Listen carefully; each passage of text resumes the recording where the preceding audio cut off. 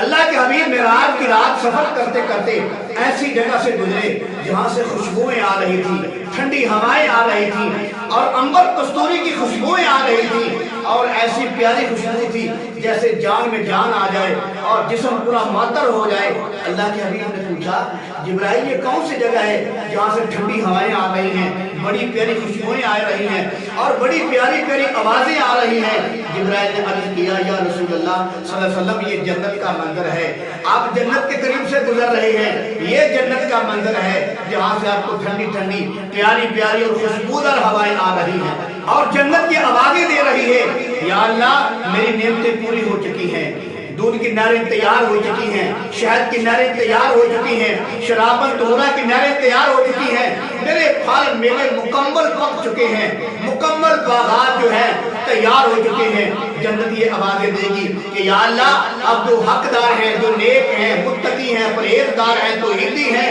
جو صحابہ ہیں، تابعین ہیں، جو بھی حقدار ہیں، یا اللہ ان کو ہمارے اندر بھیج تاکہ وہ ہماری نعمتوں سے لطف اندوز ہوں، جیسے وہ دنیا کے اندر رہ کر تمہیں خوش کیا کرتے تھے۔ یا اللہ آج وہ میرے اندر آئیں، آج میں اس کو خوش کرنا چاہتی ہوں، جو دنیا کے اندر تیری بات مان کے چلتا تھا آج میں اس کی بات ماننے کے لیے تیار ہوں۔ ایک حدیث پاک کے اندر آتا ہے، اللہ کے نبی نے فرمایا جنتی کی ہر خواہش کو پورا کیا جائے گا، جو سب سے ادنا جنتی ہے اس سے پوچھا جائے گا تو اپنی سب سے زیادہ خواہشات کا اظہار کر، سب سے بڑی خواہش کو بتا، تیری خواہش کیا ہے؟ وہ اپنی خواہشات کو بتانا شروع کرے گا، یا اللہ مجھے یہ بھی چاہیے، یہ بھی چاہیے، وہ سب سے زیادہ اپنی خواہشات کو بتائے گا تو اللہ فرمائے گا جو تیری خواہشات ہے ہم نے اس کو پورا کر دیا ہے اور اس کے بدلے تجھے اور جو ہے اس کے برابر اور جو ہے تمہیں نعمتیں عطا کر دی ہیں۔ حدیث پاک کے اندر آتا ہے جب جنتی جنت میں جائیں گے